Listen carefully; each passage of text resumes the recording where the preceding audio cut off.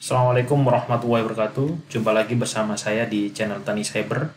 Pada video kali ini saya akan sharing tentang IoT atau Internet of Things. Jadi di era 4.0 ini IoT ini digadang-gadang dan banyak diperbincangkan dan serta mulai sekarang sudah mulai diimplementasikan di industri-industri baik itu di skala besar maupun skala kecil ataupun juga diimplementasikan di rumah tangga. Nah, apa sih sebenarnya IoT, kemudian bagaimana, kemudian menggunakan alat apa saja, dan bagaimana mengkonfigurasi atau memulai belajar IoT. Nah, pada video kali ini atau sesi kali ini kita akan membahas tentang dasar IoT dan kedepannya kita akan membahas satu persatu tentang IoT mulai dari pengenalan dasar basic, kemudian mengenal alat-alat sensor, kemudian mengenal aplikasi dan gateway-nya, juga nanti akan dilanjutkan dengan data science-nya. Oleh karena itu, jangan lupa subscribe, like, komen, dan bunyikan tanda loncengnya supaya kalian bisa mendapatkan update informasi tentang video-video terkait dengan IoT. Assalamualaikum warahmatullahi wabarakatuh. Jumpa lagi bersama saya di Point to Point, yaitu antena dari memori derajat 45 atau sampai kan kalau misalkan seperti ini, saya akan membahas tentang sistem. Sekarang sudah stabil dia di 9. Bagaimana cara ngabsennya untuk siswa? Baik, langsung saja pada video kali ini saya akan membahas tentang IoT itu sebenarnya apa sih. Nah, IoT itu adalah kata kuncinya berada pada internet. Jadi kalau selama ini kita bisa mengontrol peralatan, device dari luar dengan menggunakan kontrol microcontroller begitu ya.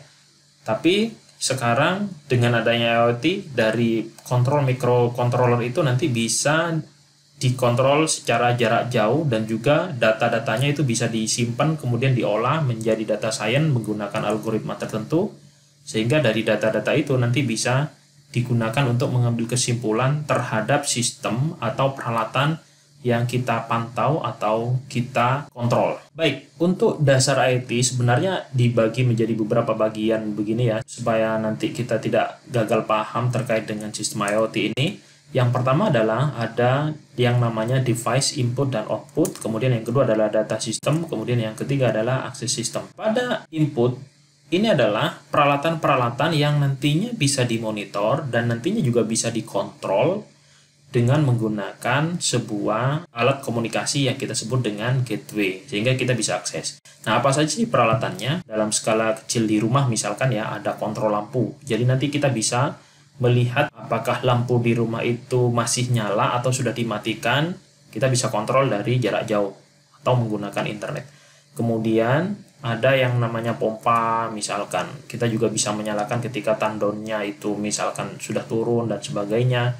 Kemudian juga bisa mengontrol AC tentang terkait dengan suhu, dingin dan sebagainya. Kemudian ada misalkan keamanan, misalkan pintu, pagar, statusnya bisa kita kontrol dan bisa kita monitoring secara jarak jauh juga ya dengan menggunakan IoT ini. Kemudian juga bisa kita menggunakan misalkan untuk mengontrol suhu di dalam kulkas misalkan.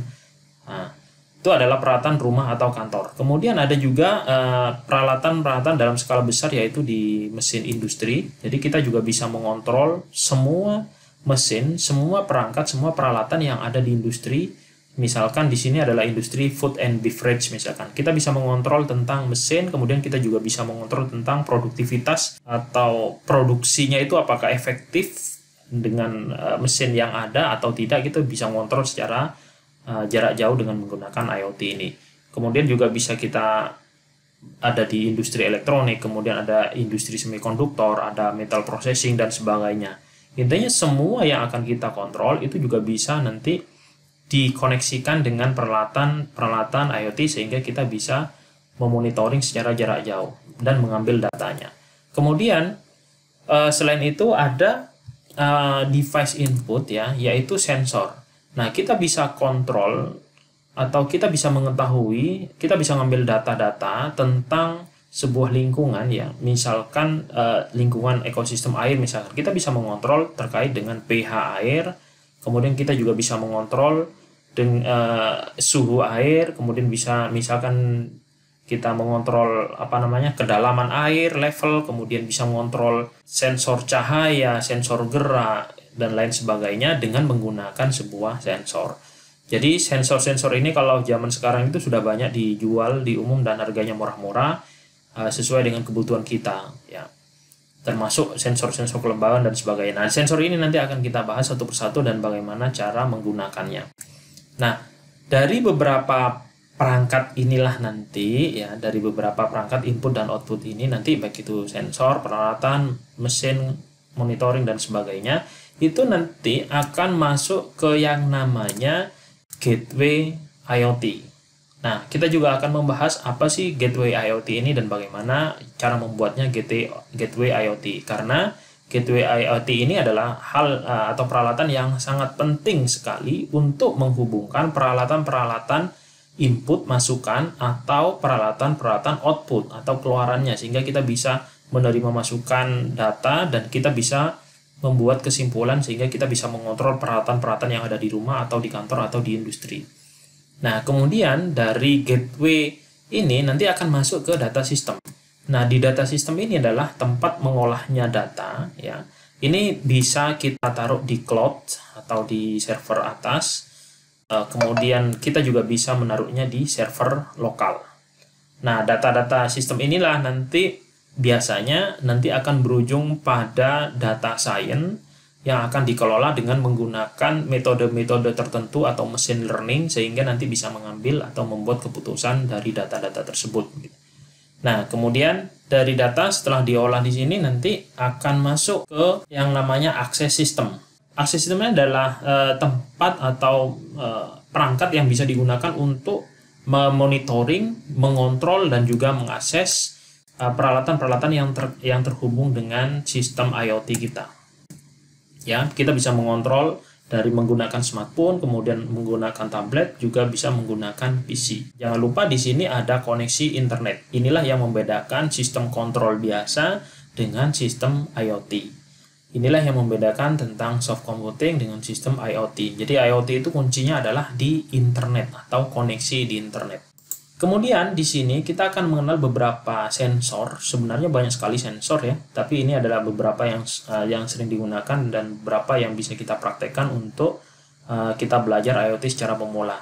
Jadi di sini untuk sensor-sensor ini, nah yang perlu diketahui teman-teman semuanya untuk peralatan atau device IoT ini nanti ada yang namanya device murah seperti ini yang bisa kita implementasikan untuk hal-hal kecil begitu ya. Tetapi ada juga yang namanya industri IoT. Kalau industri IoT tentu saja perangkat atau peralatannya ini nanti berbeda karena terkait dengan ketahanan.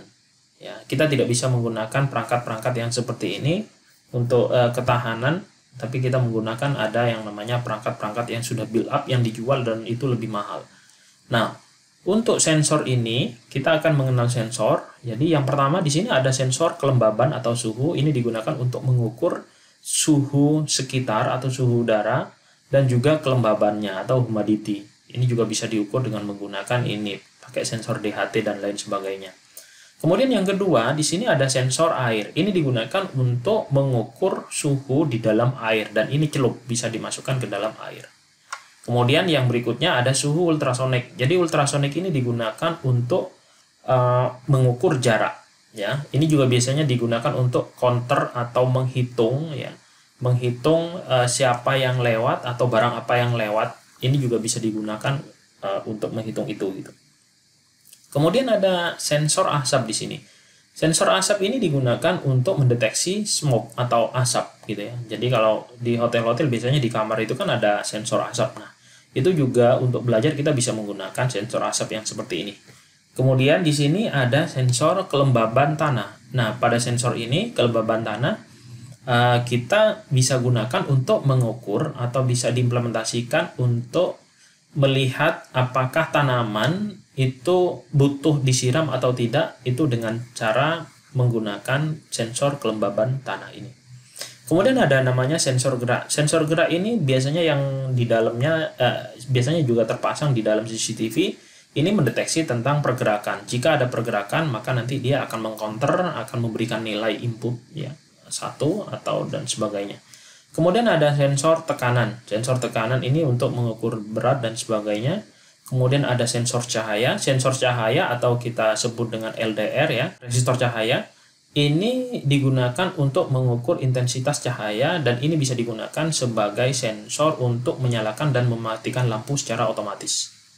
Nah, di samping itu ada namanya input system ya, ada beberapa ini contoh ya.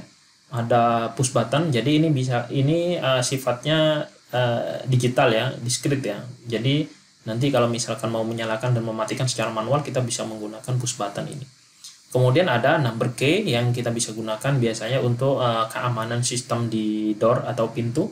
Kemudian ada RFID. RFID ini biasanya juga bisa digunakan gunakan untuk keamanan pintu atau izin atau akses masuk begitu ya. Ini menggunakan RFID, di mana untuk key-nya itu menggunakan kartu seperti ATM atau bisa juga menggunakan yang key seperti ini. Kemudian ada namanya inputan flow meter. Nah, ini untuk menghitung atau mengukur flow atau debit air yang lewat di sensor ini. Nah, dari peralatan-peralatan ini nanti akan masuk semuanya ke gateway. Nah, di gateway inilah nanti yang akan menerjemahkan inputan-inputan ini sehingga nanti bisa masuk ke dalam sebuah data dan menjadi inputan bagi peralatan output. Nah, selanjutnya kita akan melihat gateway itu cara membuatnya itu seperti apa gitu ya, atau terbuat dari apa. Banyak sekali device yang di luar itu dijual tergantung dari kebutuhan kita. Ada kebutuhan yang skala kecil untuk belajar, ada yang skalanya implementasi untuk rumah atau kantor yang kecil, kemudian juga ada skalanya yang sudah industri. Kalau skala industri atau pabrik begitu ya, tentu saja peralatannya harus dibedakan dengan skala yang kecil. Nah, paling tidak untuk membuat sebuah gateway ini itu ada beberapa yang akan digunakan, yaitu yang pertama adalah Arduino.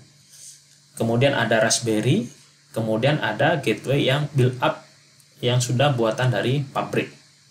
Kalau Arduino sama Raspberry ini adalah board ya. Terutama yang Raspberry ini adalah SBC ya, atau single board computer. Ini adalah komputer yang nanti akan kita program, yang akan kita kasih kode-kode program sehingga dia mampu membaca sensor-sensor dan mampu untuk memberikan output terhadap device yang akan dikontrol. Nah, di Arduino sendiri ya, kita kenal dengan microcontroller. Ini macam-macam jenisnya ya. Ada yang Arduino Uno ya, seperti ini. Ada yang Arduino Zero, kemudian ada Mini, Micro, dan Pro.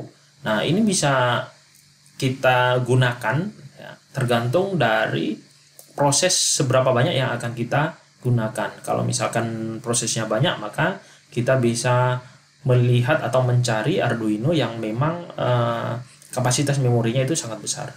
Nah, kemudian yang kedua, kita bisa membuat gateway IoT itu dengan menggunakan Raspberry. Nah, untuk yang Raspberry ini, karena ini adalah single board komputer, jadi ini sistemnya sama dengan komputer.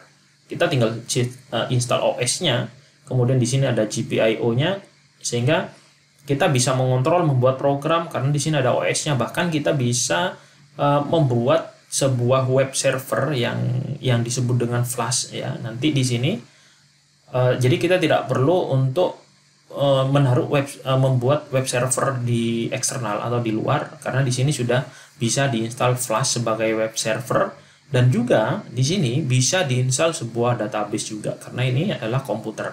Tentu saja untuk install macam-macam itu tergantung dari memori dari Raspberry atau jenis Raspberry yang kita gunakan.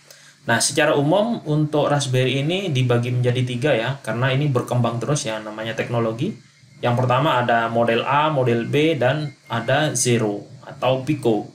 Nah, nanti ke depan kita akan belajar ya, yang Pico dan model A ini, Raspberry Pi, seperti apa. Nanti jangan lupa ikuti terus video ini.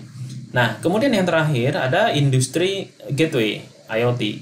Nah, di sini kita bisa menggunakan gateway yang sudah dikeluarkan, yang sudah fix pabrikan gitu ya, dikeluarkan pabrik. Contohnya misalkan di sini seperti Omron Gateway IoT, kemudian ada Advantech Gateway IoT. Ini adalah produknya dari Taiwan.